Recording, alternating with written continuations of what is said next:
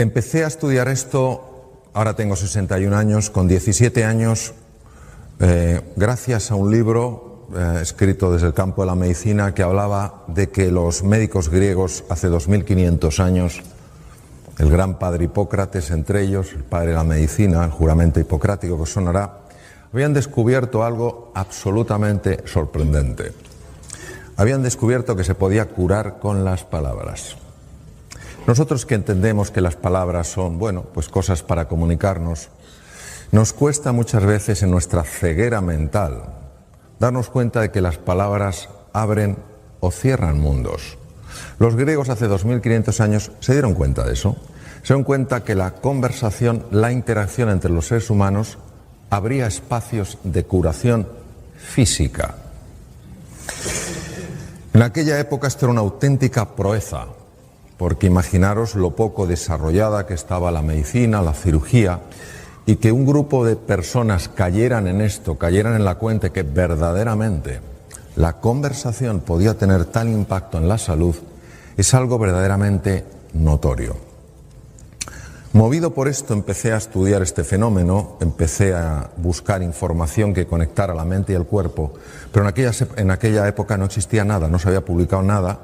Busqué bastante porque todavía la medicina negaba no desde la negación dura y inflexible, sino desde que no se le ocurría que el cuerpo y la mente estuvieran conectados. Pero por fin encontré un artículo norteamericano que hablaba precisamente de esto, de una ciencia que es la psiconeuroendocrinoinmunología, que empezaba a mostrar que los procesos mentales afectaban al sistema inmune, que es el sistema de defensa del cuerpo. Todos hemos oído hablar de él, nos defiende frente a bacterias, virus y tumores. Fui tirando del hilo y, bueno, tiré tanto del hilo que hace 12 años yo vi que ya tenía que dar un salto. Ya no podía estar con el nivel de cirugía con el que estaba y con el nivel ya de investigación y temas de esos en el que estaba. Y decidí dejar la cirugía, me reinventé, proceso muy difícil de entrada por el vértigo después de una cirugía de tantos años y una consulta muy grande, pero estoy sumamente agradecido y gracias, entre otras cosas, a ese salir de mi zona de confort, pues hoy tengo la suerte de estar con vosotros y con vosotras. Vamos a hacer un viaje juntos. Entonces voy a pedir que pongáis la posición del cuerpo que pondríais para un viaje fascinante. Los que estáis de pie, también se puede tener un viaje fascinante de pie, ¿a que sí? Bien. Vamos a hacer un viaje fascinante, obviamente no un viaje hacia afuera, vamos a hacer un viaje hacia adentro, que son los más fascinantes. Porque los de fuera, bueno, es raro que nos... Es difícil... Me ha quedado ahora mejor. Es que yo creo que cuando muevo el cuello voy a tener que estar así. Bueno, los viajes fascinantes, una de las cosas que tienen es la capacidad de sorprendernos. Y no hay nada que nos pueda sorprender más que el viaje interior. Porque el viaje exterior muchas veces, oye, pues ves cosas y dices, qué bonito, qué edificio, te impresiona, pero yo creo que lo que te sobrecoge es el ser humano. Lo que te sobrecoge es la naturaleza. Lo que se te sobrecoge de repente es ese atardecer que yo veía desde el aeropuerto de Alicante, ¿no? Eso es lo que te sobrecoge. Bien. A ver, sí. Eso es. Esto es de lo que vamos a hablar, lo tenéis en el programa, vamos a hablar de la magia que hay al otro lado del espejo. Soy muy aficionado a la mitología, mi último libro es un libro sobre la mitología y el despertar humano. Y el espejo es el espejo de Narciso. Narciso en la mitología griega era aparentemente un joven guapísimo, un joven absolutamente con todo lo que una persona puede tener de atractivo, pero era muy arrogante, era muy soberbio. Él se sabía muy guapo porque todas las doncellas suspiraban por él. Y un día entró en el bosque, pero claro, Narciso en aquella época no se usaban tanto espejos. O sea, el espejo de hoy en día pues tiene su origen hace muchos años, pero en aquella época la fábula tiene tanto poder porque no había espejos. Es decir, Narciso por alguna razón nunca se había contemplado. Él estaba sorprendido de que tuviera tanto efecto en las mujeres. Un día entró en un bosque y había una ninfa que se llamaba Eco. Se llamaba Eco porque la diosa Hera, la mujer y hermana de Hércules, se había enfadado con Eco y le había dejado una voz de tal manera que todo era un eco. Si decía hola era hola, hola, hola, hola, hola, hola, hola. Y entonces Eco vio pasar a Narciso, que se metió en aquel bosque, inmediatamente se enamoró de él y salió con los brazos abiertos pues para encontrarse con él. Y Narciso directamente la despreció. Ella se retiró sollozando al bosque y él encontró algo que nunca había encontrado. Encontró un pequeño estanque y al asomarse en el estanque se vio reflejado. Se enamoró tanto de sí mismo que quiso atrapar la figura. Se lanzó al agua intentando atraparla y se ahogó. En ese estanque mítico, aparecía una flor, que era un narciso, que recordaba de alguna manera el paso de Narciso por allí. Pues todos somos de alguna manera Narciso, no porque algunos seamos especialmente guapos, que sabemos que no lo somos, pero sí porque todos a veces nos creemos que somos un poco más que el vecino. Un poco más listo, un poco más santo, un poco más sabio, un poco mejor formado. Y esta arrogancia, este no mirar más allá del espejo tiene enormes repercusiones. Lo que se perdía Narciso era una visión más amplia de la realidad. Cuando Narciso miraba y se veía reflejado, solo podía verse a sí mismo. Estaba totalmente centrado en él y era incapaz de ver a nadie, ni siquiera a Eco. A Eco no es que la despreciara, a Eco es que la ignoraba. ¿Hay mayor desprecio que no hacer aprecio? ¿Hay mayor desprecio que ser un mueble? Que estés en un sitio, a lo mejor un sitio modesto y que nadie que pase te saluda. Nadie te desprecia, pero tampoco te muestran aprecio. Es muy interesante lo que la medicina ha ido observando, lo que se ha ido descubriendo en distintos campos sobre el impacto que tiene esto. Y por eso nosotros en nuestro viaje de aventura, en nuestro viaje de descubrimiento, vamos a ir más allá del espejo. Ir más allá del espejo no solo es profundizar, ir más allá de nuestra propia imagen, trascenderla, ir más allá, sino también ampliarla para poder ver a Eco y a tantos seres humanos que hay a nuestro alrededor. Esto que veis aquí es absolutamente incomprensible, pero es una de mis grandes pasiones. Tú ves esto y dices, esto es una cosa que no tiene sentido. Esto se llama el ojo mágico. Y si entrenas la mirada desde esta distancia, me cuesta más, si entrenas la mirada te darás cuenta de que toma 3 dimensiones, aparecen 4 planetas, un delfín en 3 dimensiones y una tortuga. Esto es así, se llama así. Miradlo, podéis encontrar muchas figuras en montones de... hay libros y tal y cual, entonces tienes que adiestrar la mirada y llega un momento en que se hace 3 dimensiones y lo que no tenía sentido lo tiene todo. Vamos a ver cosas que para la mente no tienen sentido, pero que para la vida lo tienen todo. Es decir, vamos a ver, hoy vamos a aprender a mirar de una manera especial para ver en 3 dimensiones. Aquello que vale la pena ver en 3 dimensiones. Porque cuando tú ves, yo me puedo quedar mucho tiempo mirando estas cosas, porque cuando ya tienes habilidad, que no es cuestión más que dedicarle tiempo, es que son figuras tan bonitas y dices, no es posible, o sea, estoy viendo 3 dimensiones y parecía que no había nada. Bien, vamos a hablar de los 2 elementos que en mi experiencia personal he visto que son los que nos ayudan a ir más allá del espejo, a ir más allá de nosotros mismos. Uno es el encuentro. ¿Qué es el encuentro? Lo veremos. Es hallarte con la otra persona. Es decir, dejas de ser el centro de un círculo y se crea una elipse que tiene 2 círculos, tú y yo. Como decía Martin Buber, eso es un nosotros. Vamos a ver el impacto del encuentro en muchas cosas, en el funcionamiento del cerebro humano y en la salud. Y vamos a ver el enorme impacto que tiene el silencio. Algo que para nosotros ha perdido como como todo el valor, esto es como el sueño. O sea, yo recuerdo hace muchos años en Madrid un cartel de una bebida que no comentaré que decía: ya dormirás bastante cuando te mueras. Dormir poco es sumamente dañino para la salud, sumamente dañino para la salud. El sueño no es una pérdida de tiempo, el sueño es un momento de reparación del organismo.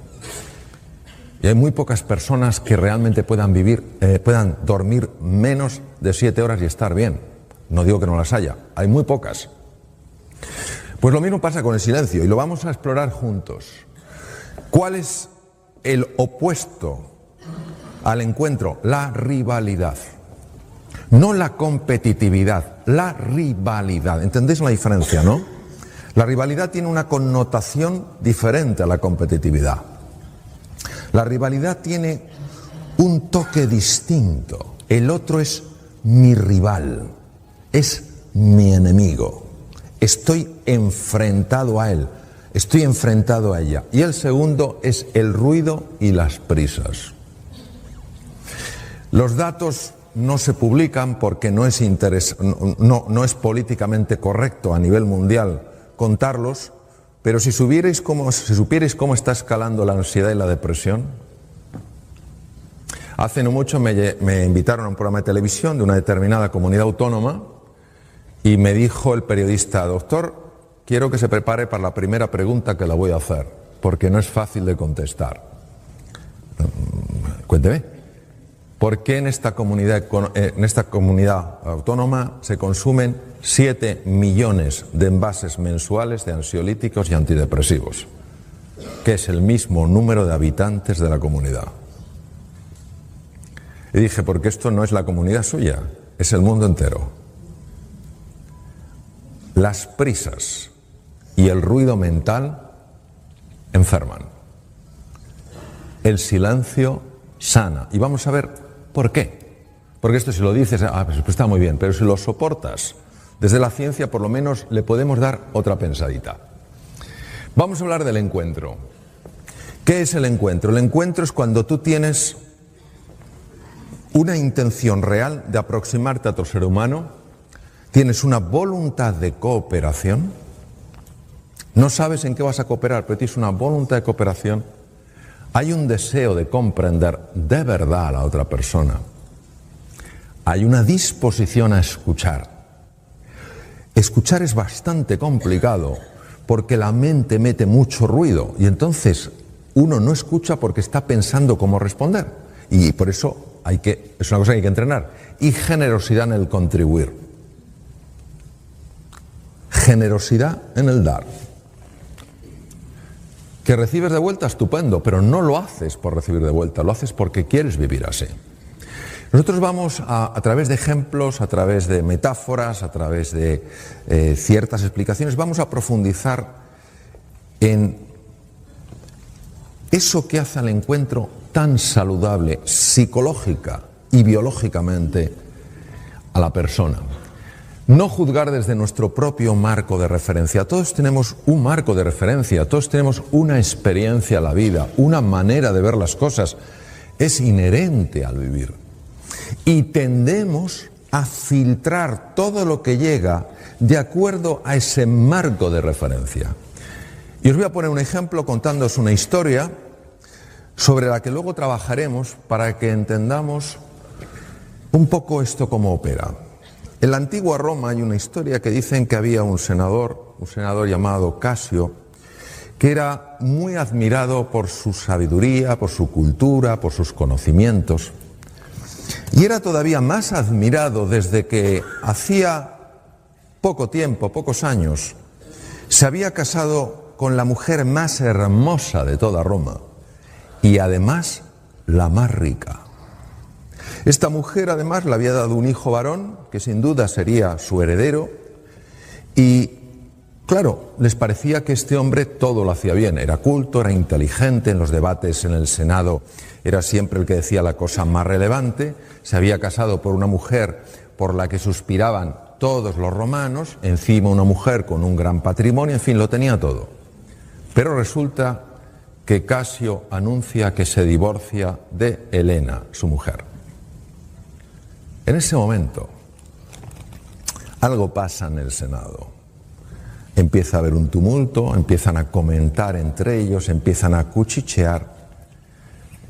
Y algunos de los que se llamaban sus amigos caen en la cuenta de que se han equivocado juzgando a este senador, que para nada es tan sabio ni es tan listo, sino que es un imbécil, porque solo un imbécil se podía haber divorciado de una mujer tan hermosa y tan rica como Helena. Un día, los tres amigos, supuestamente amigos, que más criticaban, a escondidas por supuesto, al senador, estaban hablando en una calle de Roma, precisamente de eso, de nuevo, casi hasta disfrutando en su crítica a ese hombre al que habían tomado como tan inteligente y que había demostrado, por el contrario, ser tan torpe. Y no se dieron cuenta, porque estaban tan metidos en su conversación, que el senador, por pura casualidad, iba bajando por la calle.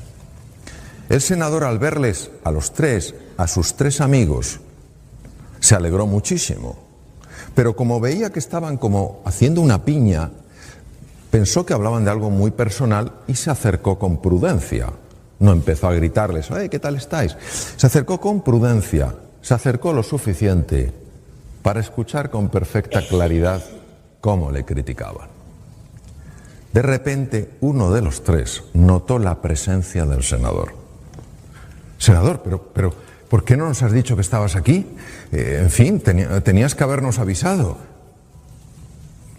¿De qué hablabais? El hombre sabía perfectamente que lo había oído todo. Por tanto, no podía disimular. Y dijo, senador, tienes que entendernos. En fin, no digo que sea correcto lo que hemos hecho, pero tienes que entendernos, hombre. Siempre te habíamos tomado por una persona muy sensata, muy sabia, y claro, no, comprende que nos ha descolocado que te hayas divorciado de Helena, una mujer por la que suspiraba toda Roma. El senador no contestó. El senador se agachó, se quitó una sandalia y se la dio. Dime qué te parece mi sandalia. El hombre cogió la sandalia. ¿Qué tiene que ver la sandalia, senador? Esto no tiene nada que ver con lo que hablamos. Tú simplemente dime qué te parece mi sandalia. El hombre, sin comprender muy bien aquello, tomó aquella sandalia, empezó a observarlo y tocó una piel tan suave que jamás antes había tocado nada igual. ¡Qué piel! Pero qué suavidad, cómo se desliza la mano. Jamás toqué una piel tan suave. Y entonces se fijó en la hebilla, una hebilla de oro macizo, con una orfebrería, con una filigrana tan compleja, que jamás había visto a nadie capaz de hacer algo tan exquisito. Dijo, ¿y esta hebilla, esta orfebrería, de dónde puede salir algo tan perfecto? Y devolviéndosela al senador le dijo, senador, sin duda es el mejor calzado que se puede encontrar en todo el Imperio Romano. Y entonces el senador le dijo, sí, entonces tú me podrás decir en qué punto me molesta mi sandalia al andar. Esto es lo que nos pasa muchas veces, es decir, independientemente no es un justificar si la razón fue o no fue, es que aquella sandalia aparentemente tan bella no era cómoda, pero había que convivir con ella para verlo. Tener en cuenta que cuando hablamos del encuentro no hablamos de estar de acuerdo, estamos hablando de entender a la otra persona. Platón, el discípulo más afamado de Sócrates, el otro fue Jenofonte, decía, sé amable, pues cada persona con la que te cruzas está librando su ardua batalla. No lo sabemos. No sabemos por lo que está pasando un ser humano. No sabemos si está en un invierno en su vida. Y a lo mejor eso, no digo que justifique, pero sí explica su enfado, su irascibilidad. Cada persona tiene su historia y cada uno sabe cuánto le pesa le pesan y le duelen sus heridas. Si realmente queremos crear una conexión emocional, tenemos que comprender y apreciar su mundo, no juzgarlo.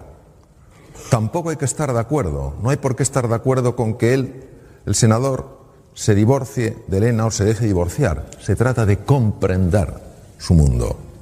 Y para ello, creo que lo primero es hacer preguntas desde el verdadero interés y la curiosidad.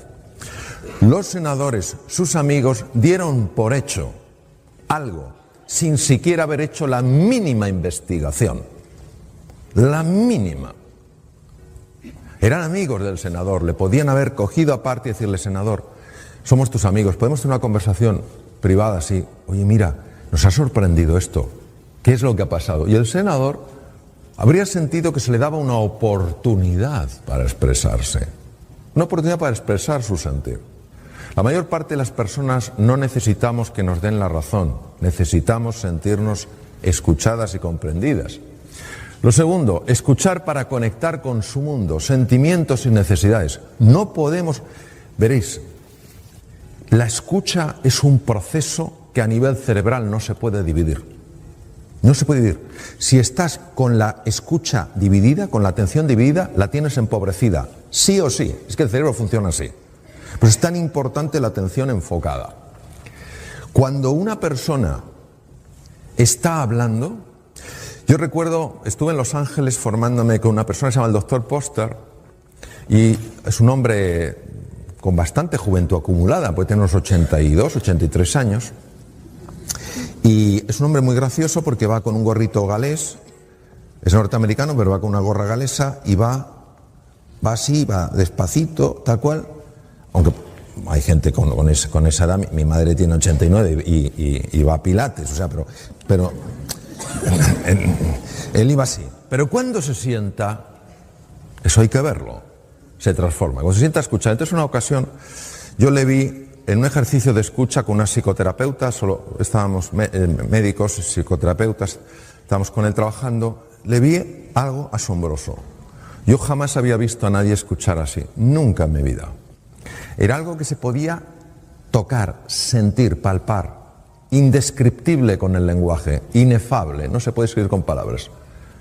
Pero tuvo un efecto increíble porque aquella psicoterapeuta, que seguro que hacía un papel estupendo, como todo ser humano, arrastraba heridas.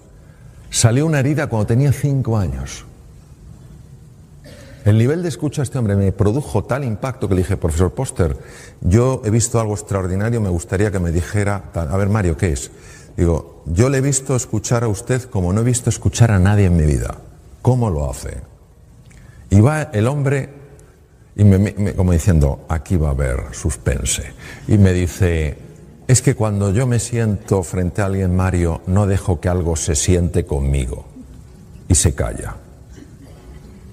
Le digo: mire usted, yo me he hecho 14.000 kilómetros para venir por aquí, para venir con usted. No es suficiente. Diga más cosas. Dígame qué es lo que no deja que se siente con usted. Y me dijo: la preocupación. Cuando yo me siento con una persona, no dejo que a mi lado se siente la preocupación. ¿Preocupación de qué? De otras cosas que tengo que hacer, de lo que tenía que haber hecho, de lo que tendré que hacer. Y luego afortunadamente siguió y me dijo: cuando yo me siento delante de un ser humano, quiero claramente transmitirle a esa persona que ella, para mí, en ese momento, es todo mi mundo. A ver, estamos en familia. Cuando alguien te presta atención de esa manera, ¿cómo no te vas a sentir valioso? Te sientes como la joya de la corona. Pero cuando alguien no te presta atención de esa manera, lo que el ser humano siente, lo que uno siente es: no debo valer mucho cuando se me presta tan poca atención. Procesos automáticos, por cierto. Haz que se sienta comprendida.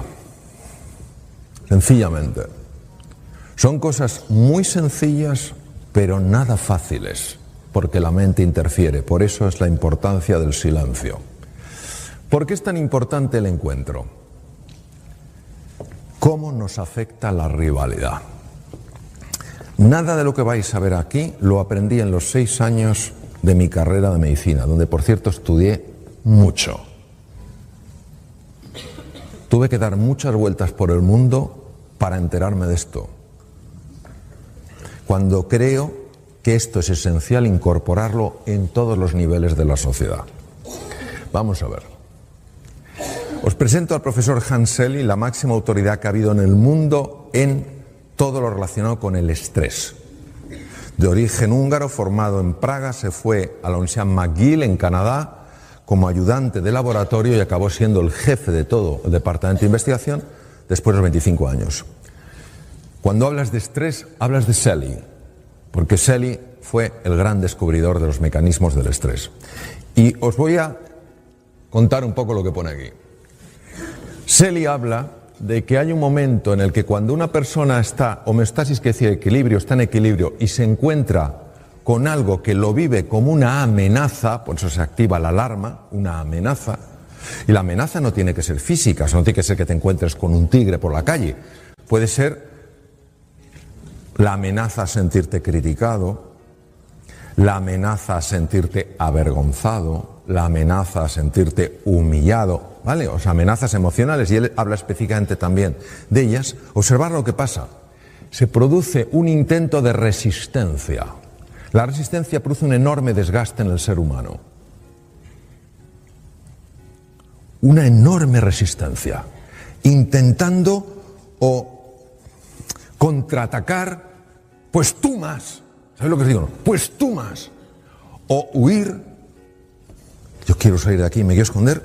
O bloquearte. Son las 3 formas de resistencia que utiliza el ser humano y también los animales. Y fijaros lo que dice Selye. Y bueno, lo dice y sabemos que es así. Pero el primero que dijo fue él. Cuando estás mucho tiempo en esta fase de resistencia, llegas a lo que se llama exhaustion stage, la fase de agotamiento, de breakdown, de hundimiento, y aquí es donde hay más posibilidades de que aparezca la enfermedad. Porque el organismo se ha agotado de tanto resistirse. Se ha agotado. O sea, imaginaros que alguien me está empujando y yo estoy así. Claro, después de un rato yo estoy que no puedo con el cuerpo. Lo bonito es ver cómo el encuentro afecta a esa fase del agotamiento.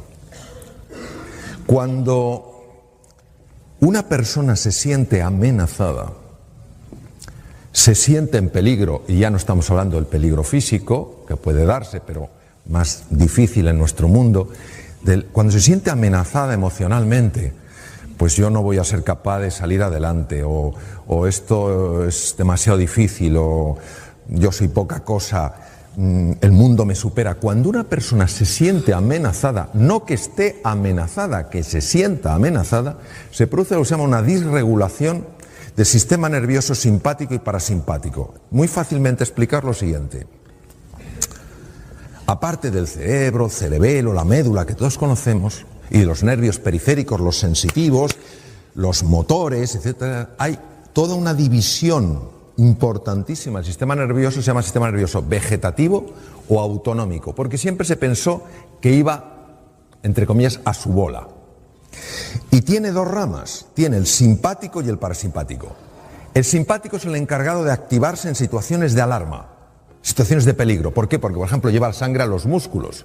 Tưởng một duyên số nhưng nếu em cho số đảm bảo mình nên duyên đấy. Từ khi gặp em Google hết tác dụng bởi em là tất cả những gì anh cần tìm, giống một kho báu để ngăn người khác đụng tới. Đối đầu thế giới anh cũng sẵn sàng cân tín, ghét phải lặng im coi em như cô bạn. Nỗi nhớ đong đầy bao giờ mới khô cạn, khoảnh khắc bên nhau thời gian như ngừng trôi vì em sở hữu sự hấp dẫn vô hạn. Yêu đơn phương cảm giác khó đọc tên, mọi thứ mù mịt giống như đứng trước bão. Mãi hy vọng chờ đợi ngóng trông đến ngày nụ hôn đó sẽ một lần được trao. Hương thơm ngọt ngào vươn trên mái tóc em, gây nghiện cực mạnh anh ngày đêm ước áo. Quỳnh là loài hoa đẹp nhất trong bóng đêm, cuộc đời này u tối đang cần em bước vào. Đưa cho anh cái bản đồ vì anh sắp lạc bên trong đôi mắt kia. Hãy đưa cho anh cuốn từ điển vì cảm xúc.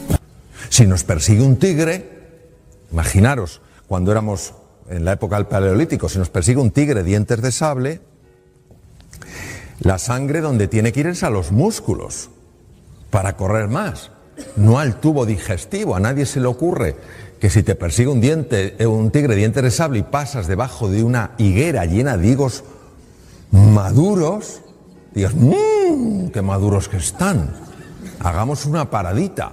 Porque claro, el tigre dientes de sable dice, me lo como, pero además es que se merece que me lo coma. Pues claro, bien, entonces, ¿qué quiere decir? Que el sistema nervioso simpático se activa en situaciones de alarma, situaciones de amenaza. Por tanto, cuando alguien se siente amenazado, los dos sistemas, simpático y parasimpático, que están perfectamente regulados, para estar atento y a la vez relajado, ya no estás relajado, ya estás en situación de amenaza. ¿Cuál es el impacto de esto? El impacto de esto, de la hiperactividad del sistema nervioso simpático, es muy conocido. Y os voy a contar una historia que yo viví para que sea más claro de entender, y sobre la propia historia, que es una historia que yo la viví cuando estaba en mi práctica clínica, hace ya unos años, pues nos va a dar mucha luz para entender luego lo que ocurre en el cuerpo. Un día llega a mi consulta una mujer, pongo una Margarita porque se llamaba Margarita, llega a mi consulta una mujer alta, rubia, con gafas, con cara afable, y que llevaba un sobre de hospital, un sobre plástico blanco de hospital, muy grande, porque recuerdo perfectamente cómo iba así. Y entonces mi enfermera llama, entra, levanta el sobre, me lo deja caer y todavía me acuerdo del ruido que metió al caer. Han pasado muchos años. Me mira a los ojos y me dice, doctor, no puedo más, ayúdeme, por favor. Pero bueno, cuénteme, ¿qué le pasa? Dice, mire, doctor, llevo 3 años con un dolor de estómago horroroso. Me han hecho de todo, le traigo todas las pruebas, una cosa así, le traigo todas las pruebas, estoy con omeprazol, ¿sabéis lo que es omeprazol? Como decían los hermanos Mayo, bienvenidos al club, ¿sabes? Estoy con omeprazol, con 40 miligramos de omeprazol, entonces no existía lansoprazol, pantoprazol, solo existía el omeprazol, que era una medicación que te dejaba el 90% del estómago sin secreción. Dice, no me encuentran nada, me han hecho de todo, pero yo no puedo seguir viviendo así. Señora Margarita, tengo que echar una ojeada a las pruebas. Y sí, doctor, estuve 1 hora, y estoy acostumbrado a ver esas pruebas, claro. Estuve 1 hora viendo aquellas pruebas, todo normal. ¿Sabéis lo que son las endoscopias? Eso de abra la boquita que no se va a enterar. Sédeme, por favor. Yo recuerdo una vez, yo todas las pedía con sedación. Me acuerdo una vez que me viene un enfermo y me dice, me viene primera vez a la consulta y me dice, doctor, si usted me va a pedir otra endoscopia, prefiero que me abra en canal. Una cosa tremenda. Bueno, total, la última endoscopia, Margarita, hacía 2 meses, todo normal. Lo veo, sí, todo normal. Y entonces empiezo a darle vueltas al tema. Yo iba ya estudiando esto años y le digo, Margarita, ¿hay algo a usted que le afecte mucho emocionalmente, que lo esté viviendo como una situación de amenaza o algo así?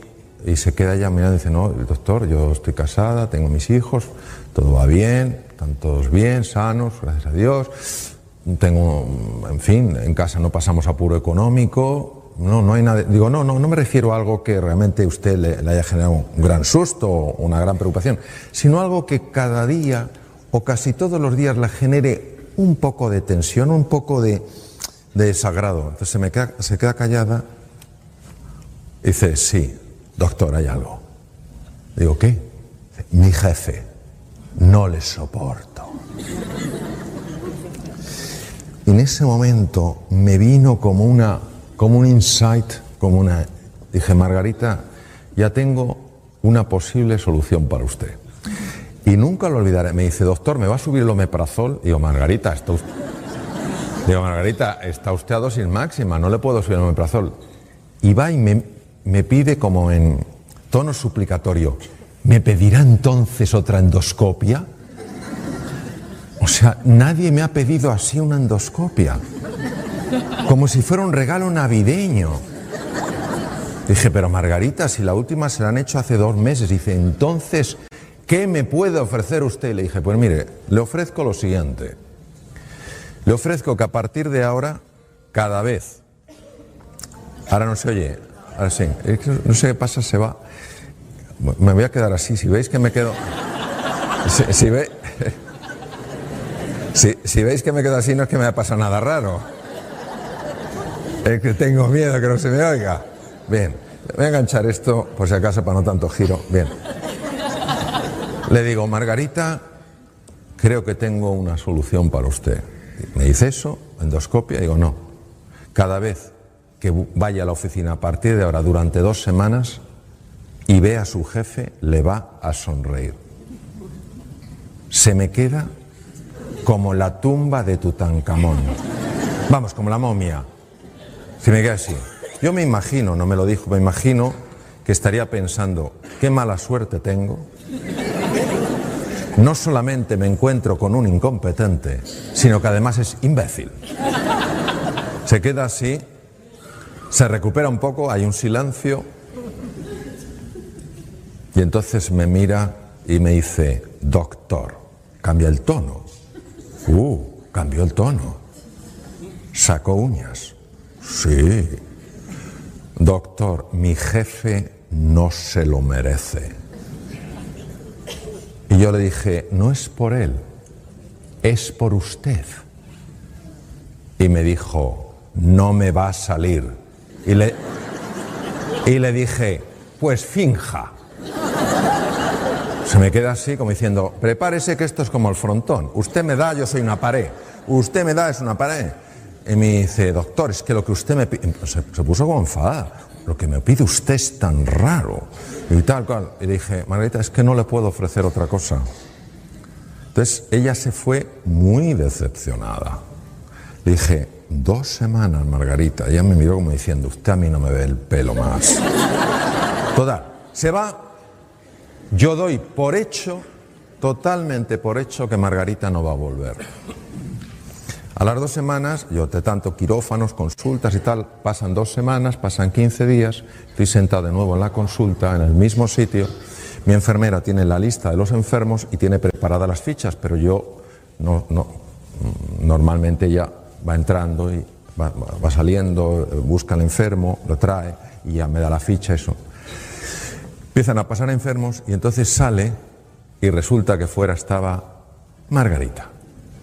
Entra mi enfermera, maravillosa, se llama Pilar, y Margarita desde fuera, antes de entrar, me mira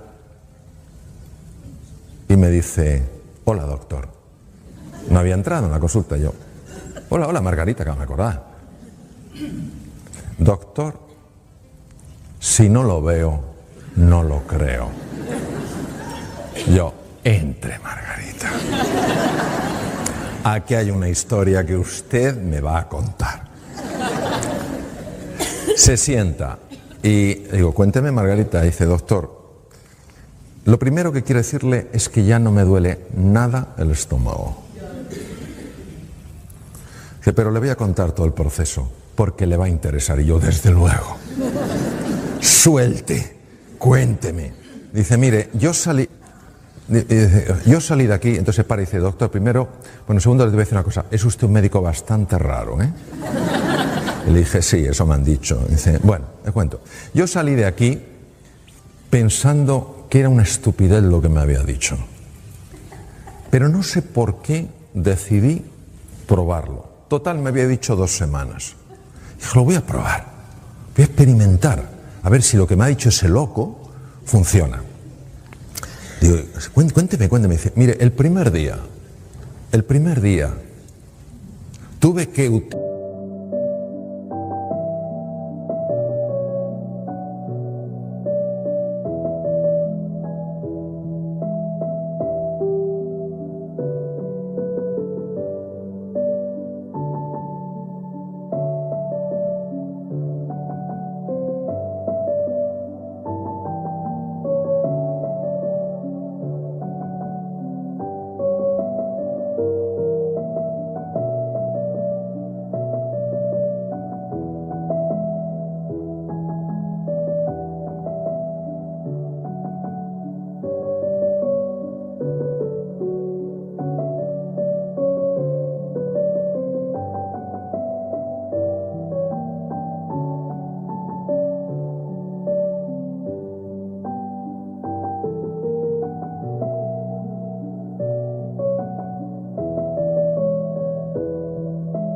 utilizar todos los músculos del cuerpo para esbozar una tenue sonrisa.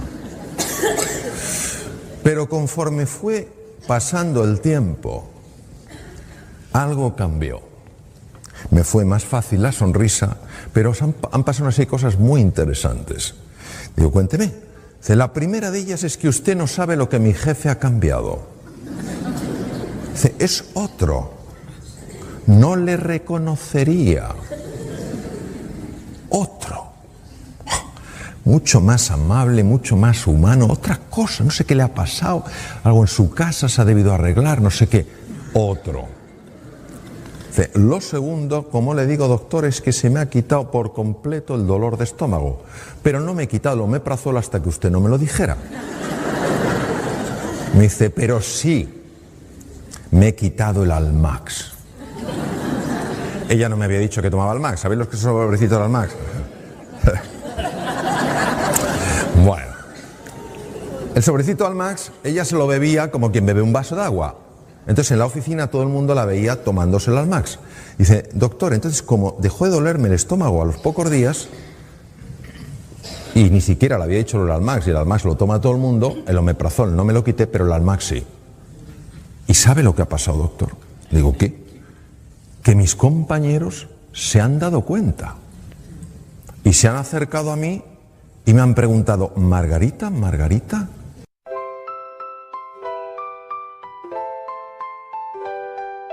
Lakefront breeze whispers your name.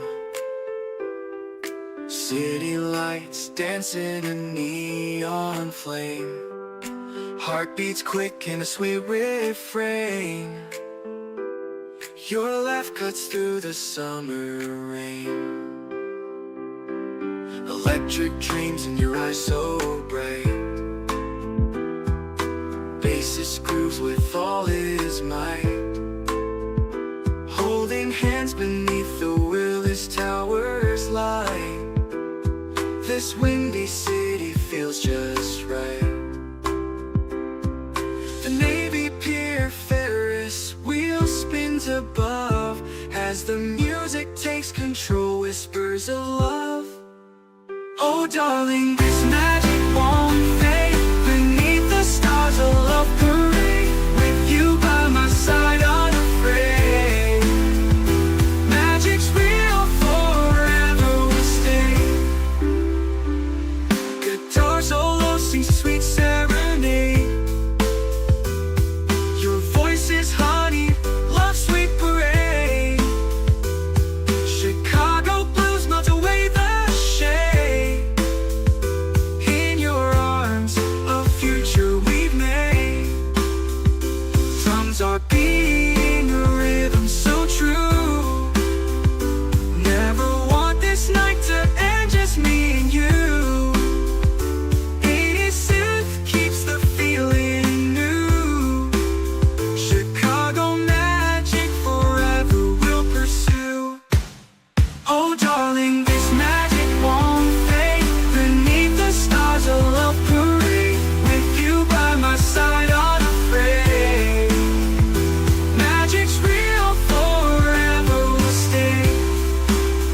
The doggone night, a memory to hold.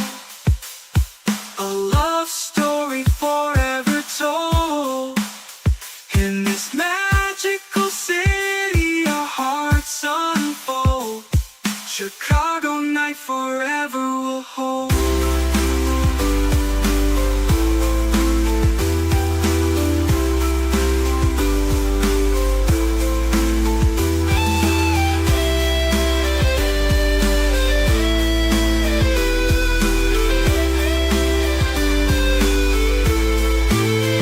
Oh darling, this magic won't fade. Beneath the stars a love parade. With you by my side unafraid. Magic's real, forever will stay. Chicago night forever will hold.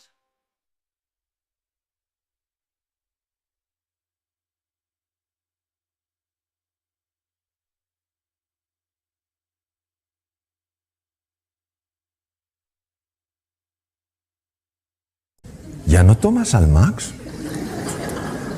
Y yo les he dicho, pues no. ¿Y eso? Pues que me he encontrado con un médico que me ha dicho 2 cosas y se me ha quitado el dolor de estómago. Va, me mira y me dice, doctor, prepárese que le viene toda la oficina. Entonces, el tema es... Ya. Uno se pregunta, ¿cómo es posible esto? Y ya tenemos una explicación. Tenemos una explicación de por qué el omeprazol no hacía nada y tenemos una explicación de por qué su jefe cambió. Y la explicación ya se conoce. Cuando una persona se siente amenazada, se activan unos núcleos en el cerebro que se llaman amígdalas. Siempre digo lo mismo, pero es que no quiero que haya confusión. Cuando hablo de amígdalas en el cerebro, no estas. Porque en una ocasión, con un grupo de pocas personas, no llevaba imágenes, no llevaba cerebros, que a veces llevo cerebro, empecé a hablar de las amígdalas y una persona empezó a ponerse súper pálida. Y yo digo, este se me cae redondo. Digo, ¿qué le está pasando? Digo, oye, ¿te encuentras bien? Y me dice, no. Digo, ¿pero qué te pasa? Dice, que estoy entendiendo toda mi vida. Y ya no tiene remedio. Me las quitaron de pequeño. Vean, la confusión viene de que amígdala en griego es almendra y se parecen a estas, pero no son estas. Están en el cerebro. Es nuestro detector de amenaza. Cuando la amígdala se activa ante la percepción de una amenaza, lo primero que hace es robar sangre de la parte anterior del cerebro, lo cual produce cambios muy importantes en la percepción de nuestros recursos, porque al activarse la amígdala y reducirse el aporte de sangre a la zona anterior del cerebro, se pierde capacidad de comprender, se pierde capacidad de aprender, se pierde capacidad de ser creativo y se pierde capacidad de tomar buenas decisiones. Por eso cuando tú, Blas, antes hablabas del sentido positivo de la vida, incluso en la enfermedad, es muy importante porque si tú la enfermedad solo lo vives como una amenaza, no podrás encontrar recursos naturales que tienes que te pueden ayudar a tomar vías que favorezcan la curación, porque ni siquiera las verás. Por eso un niño, una niña en un colegio, en una escuela, un estudiante en una universidad, donde sea, una persona en una empresa, que se sientan amenazados, no que estén amenazados, que se sientan amenazados porque no hay una cultura de encuentro, de cordialidad, de afecto, y activen estos centros, no importa lo inteligentes que sean, no podrán comprender, no podrán aprender, no podrán ser creativos. No porque no lo tengan, sino porque cuando se activan las amígdalas, el riego de la zona anterior del cerebro se reduce. Y esto explica perfectamente por qué determinados jóvenes que no van bien en un contexto y no aprenden, cuando les cambias el contexto, les cambias la forma de enseñanza, aprenden y aprenden muy deprisa. Pero es que el efecto en el cuerpo es también muy marcado, y uno de los efectos es en el estómago. Cuando una persona se siente amenazada, y Margarita se sentía amenazada por su jefe, que no necesariamente la estaba amenazando, pero ella se sentía amenazada, el sistema nervioso simpático hace exactamente lo mismo que si te persiguiera un tigre. El tubo digestivo lo paraliza. ¿Entendéis? Porque no te vas a poner a comer si te persigue un tigre. ¿Qué pasa con un estómago que se paraliza? Un estómago que se paraliza es un estómago a través del cual la comida no puede fluir bien. La comida, cuando no fluye bien, se estanca. Cuando se estanca, se pudre. Cuando se pudre, fermenta. Cuando fermenta, produce gas. ¿Qué hace el gas? Hincha las paredes del estómago. No hay medicación, bueno, algunas que te reducen el gas, pero el omeprazol, por más que te baje el ácido, si el problema no es el ácido, el problema es la dilatación del estómago. En el momento en el que Margarita empezó a buscar el encuentro, al principio con una tenue sonrisa forzada, estaba mandando al cerebro un mensaje: tú no sonríes en presencia de la amenaza. ¿Os imagináis el tigre y que digas tú, ¡oh, qué oportunidad! ¡Oh, charlemos! No. Entonces, el simple hecho de el propio cuerpo, disponerlo para el encuentro y la sonrisa es así, es suficiente para que el sistema nervioso simpático se desconecte y se active el parasimpático. ¿Por qué se le quitó el dolor a Margarita? Porque el estómago empezó a funcionar. Ella no tenía ningún problema de estómago, por eso en las endoscopias no se veía nada, no había nada. Porque la dilatación no se ve en la endoscopia. Bien. Cuando al profesor Hanseli, del que os he hablado, le entrevistaron porque se hizo muy famoso, en una de las entrevistas de radio le hicieron una pregunta normal.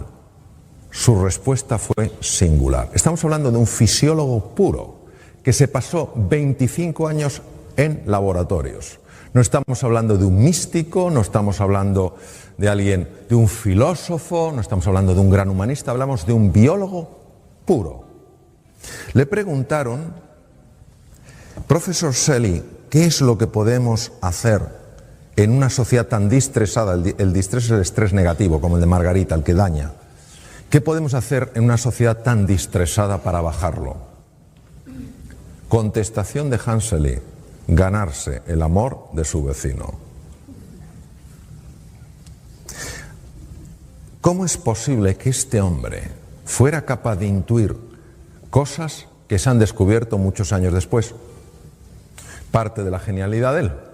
Hoy en día sabemos que cuando una persona se encuentra con otra, con estos lazos de afecto, de cordialidad, de voluntad, de cooperación, automáticamente el cerebro produce una sustancia llamada beta-endorfina. Es un analgésico natural potentísimo. Capaz. Es como si tuviera algo y dijera, vuelve al centro, que te estás yendo. Capaz de reducir el dolor físico.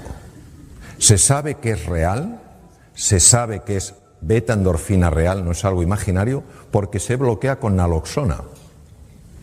Es decir, verdaderamente está bloqueando una molécula. Es decir, el ser humano en el encuentro experimenta menos dolor. Imaginaos el impacto que tiene esto en medicina. Tiene un impacto tremendo. Yo trabajo en un tema con niños con patologías malignas y esto es una cosa que estamos trabajando muchísimo. Hasta qué punto el encuentro, el sentirte apoyado, etcétera, verdaderamente tiene un impacto en la reducción del dolor, ¿no? Bien, pero lo siguiente que tampoco sabía el doctor Selly, pero lo intuyó, fue que cuando dos seres humanos tienen esa voluntad de encontrarse, esa voluntad de cooperar, esa voluntad de colaborar, se libera en sangre una hormona llamada oxitocina.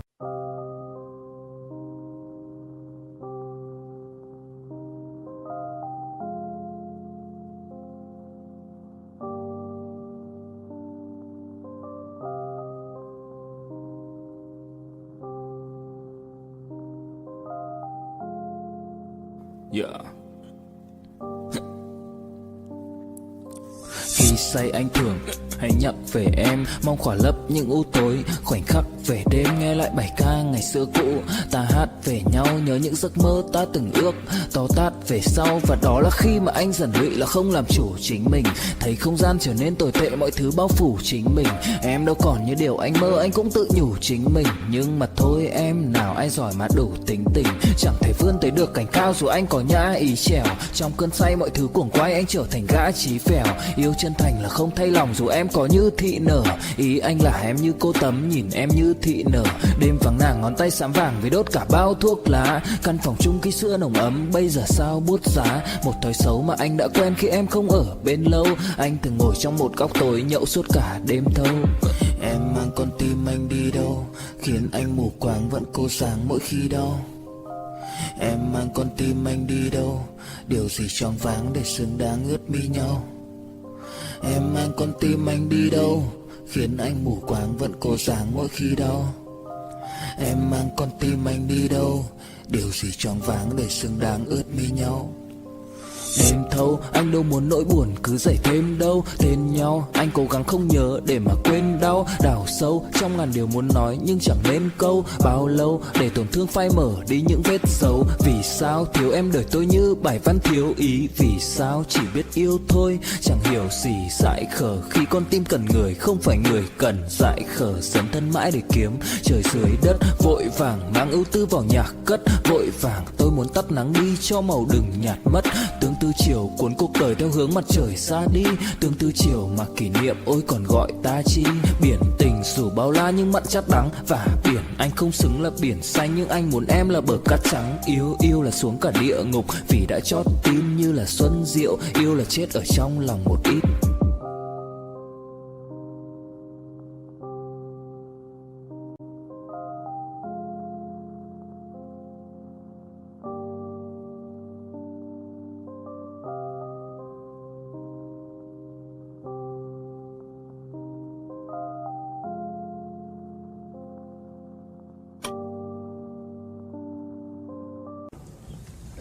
Las damas que estáis aquí diréis, la hormona es mía. Yo soy mujer, yo he dado a luz, la lactación, todo lo que es el parto, la oxitocina, sí, pero también la tenemos los hombres, hombres y mujeres. La oxitocina es la hormona que se llama la hormona del amor, porque cuando tú te conectas con un ser humano, amistad, amor romántico, amor filial, lo que quieras, agape, amor como elección, la oxitocina protege naturalmente contra la enfermedad. Es un protector, por ejemplo, un protector del corazón y baja las cifras del LDL, del Low Density Lipoprotein, el colesterol, digamos, que se llama colesterol malo. Este es uno de mis maestros, el profesor Richard Davidson, dirige el centro más sofisticado en el mundo de imagen cerebral en relación a estados de silencio, estados meditativos, etc. Y él ha demostrado a través de un ejercicio, se llama Meta, un ejercicio muy utilizado en el mundo del Namasté, que cuando una persona visualiza, como decías tú, Blas, visualiza el afecto, primero hacia sus seres queridos, luego a los menos queridos, y hace lo que puede con los nada queridos, pero hace ese esfuerzo. Él ha observado, es el primer científico en el mundo que lo ha podido observar, ha observado que la parte anterior del cerebro, que si os acordáis es la que se bloquea cuando la amígdala se activa, ¿os acordáis? Pues resulta que empieza a crecer en grosor, aumenta la neuroplasticidad, la formación de nuevas neuronas y es capaz entonces de neutralizar el miedo. Luego quiere decir que el antídoto natural del miedo es el amor, no es el valor. Es el amor. Cuando la amígdala, que estaba activada, se desactiva, la parte anterior del cerebro puede funcionar bien. Claro, esto tiene unas implicaciones enormes. Porque quiere decir que una persona que se siente amada, que se siente querida, es una persona que intelectualmente va a funcionar mejor. Y una persona que se siente humillada, que se siente avergonzada, que se siente empequeñecida, intelectualmente va a funcionar peor. Porque esos estados de ánimo están afectando al funcionamiento de su cerebro. Estas otras cosas las que se ha demostrado, otros investigadores, que cuando una persona se siente amenazada, los dos lados del cerebro no se llevan bien. Sabéis que tenemos dos hemisferios, ¿verdad? Es como una nuez, el izquierdo y el derecho. Pues se ha visto que cuanto más amenazada se siente una persona, más lateralización se produce, es decir, menos hablan entre sí los dos hemisferios. ¿No os parece que lo lógico sería que ya que tenemos dos hemisferios, por lo menos se lleven bien? Parece de cajón. Pues no, se llevan mal.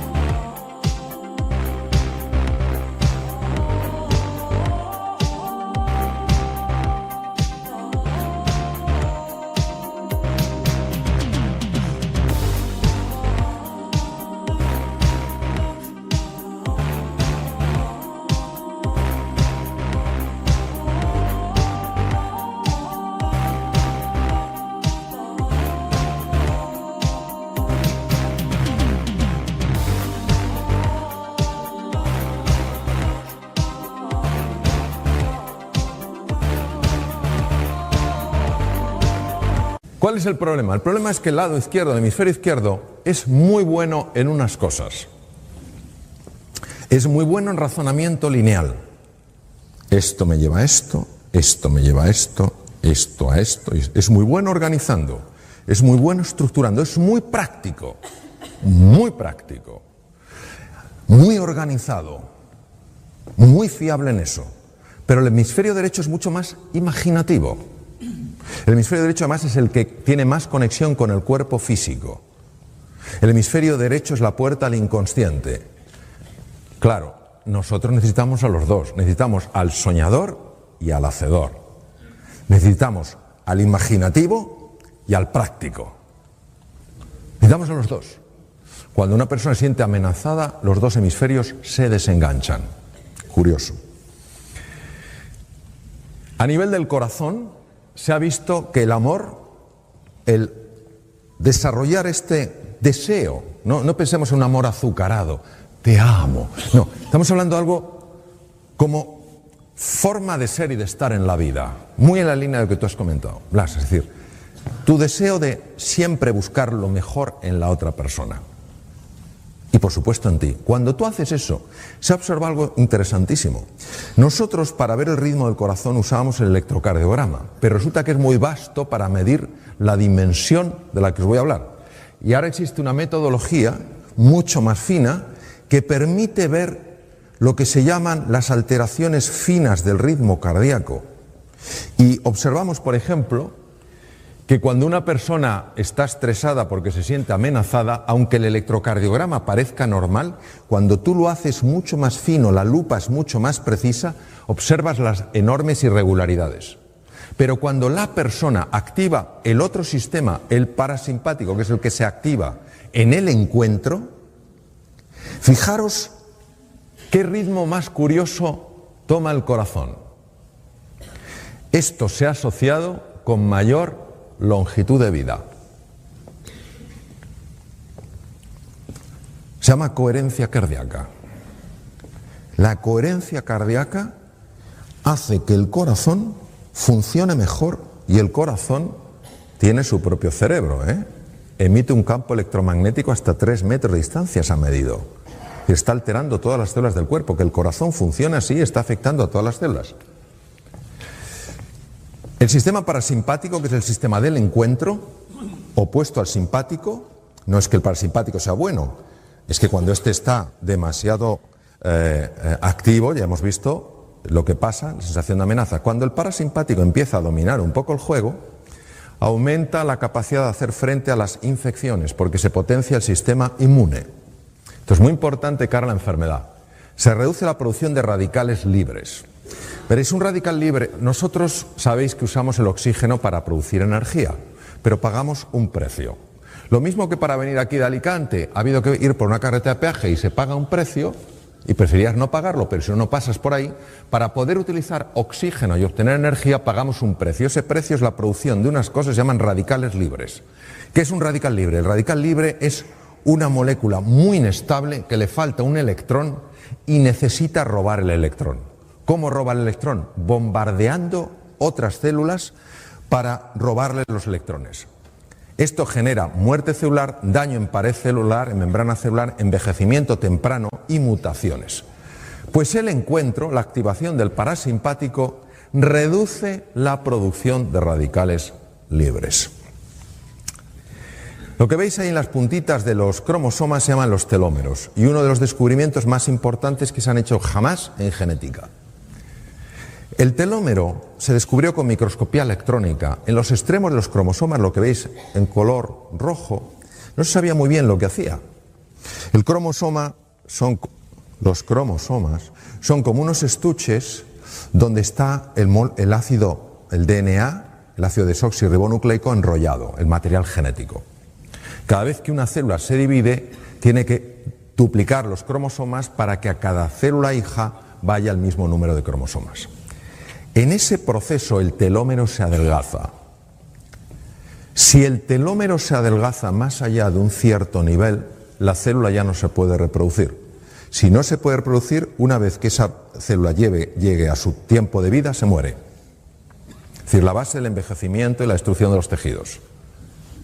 Sorprendentemente, observaron que algo misterioso reparaba los telómeros y no sabían lo que era.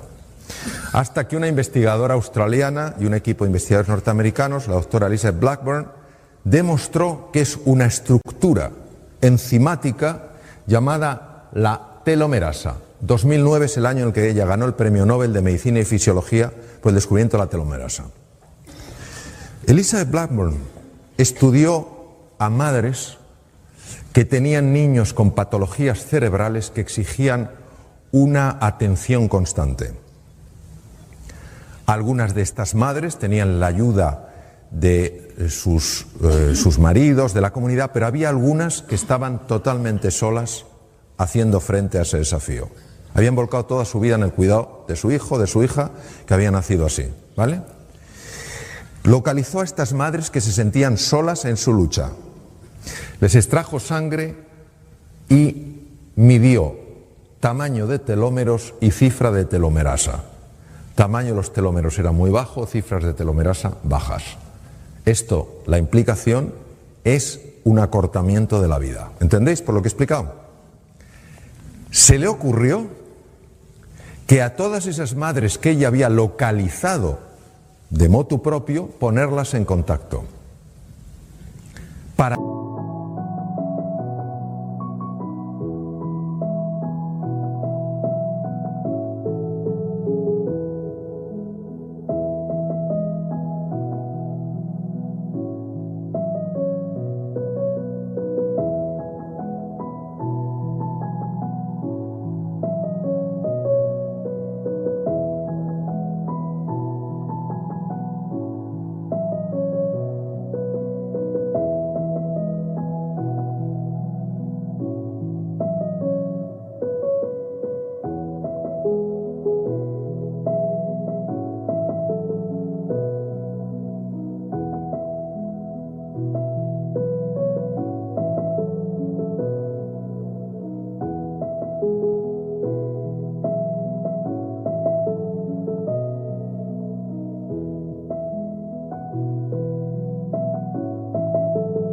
que hablaran, para que pudieran compartir sus penas y sus alegrías, para sentirse comprendidas. De nuevo la presencia del encuentro, del amor.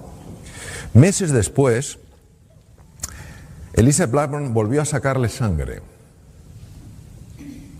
Los telómeros tenían longitud normal y la cifra de telomerasa se había normalizado. El centro más importante del mundo de investigación en monos, el mono que se utiliza ahora es el macaco, que es el mono que parece que ha hecho la mili, porque tiene el pelo como rasurado así, ¿sabes? Por el chimpancé ya prácticamente no se utiliza, lógicamente. Entonces, el centro más importante del mundo está en Estados Unidos. Hicieron la prueba de separar a monitos de sus madres y de sus familias y criarlos solos. Los monitos se volvieron muy agresivos y bloquearon la expresión de dos genes. Bueno, un montón de genes, pero de dos familias de genes. La familia de genes que protege de las infecciones el sistema inmune, cada vez estaban malos, cada 2 por 3, y genes que afectan al desarrollo de la inteligencia del simio. Era la primera vez que se documentaba que la falta de afecto tenía este impacto. Entonces eligieron una pareja de monos ya adultos muy cariñosos, muy achuchones, como vosotros los de Cambi, de abrazo. Entonces, pusieron a esos monitos que no habían expresado genes de la inteligencia de simio ni genes del sistema inmune a interaccionar con estos monos amables y cariñosos. Meses después, estos monos habían transformado su conducta, mucho más sociables, los pequeños, más sociables, pero es que además les sacaron sangre y vieron que ahora sí expresaban los genes de protección del sistema inmune y los genes de desarrollo intelectual en el macaco, que hace que resuelvan cosas que si no, no pueden. Impresionante. Es decir, nunca es tarde para amar y nunca es tarde para esperar un efecto del amor. No importa el pasado que una persona haya tenido. Ahora vamos a hablar de la importancia del silencio. ¿Por qué es tan importante el silencio? Es tan importante el silencio por lo ruidosa que es nuestra mente. Descartes, siglo XVII, padre de la filosofía racionalista, un hombre muy reconocido. Hay un joven filósofo, también francés, al lado de Descartes, era un don nadie, hoy todos le respetamos inmensamente, Blaise de Pascal, Principio de Pascal, que tú de eso sabrás un montón. Principio de Pascal, fijaros lo que dijo Pascal. He descubierto que toda la infelicidad del hombre deriva de una sola causa: su incapacidad para mantenerse en quietud en su habitación. Y uno se pregunta, ¿de qué habla?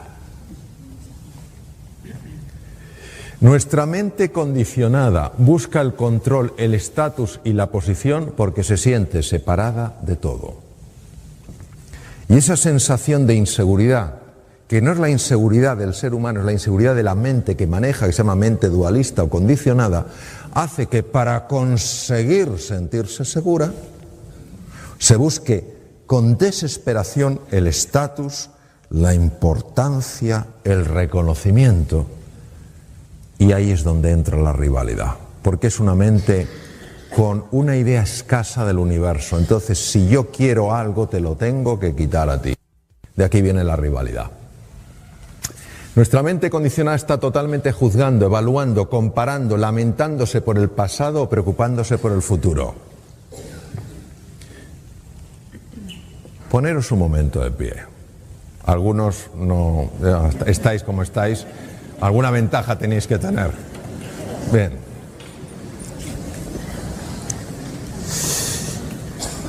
Hace no muchos años a alguien se le ocurrió utilizar un invento de hace miles de años en algo moderno. Se le ocurrió poner, afortunadamente, ruedas a las maletas.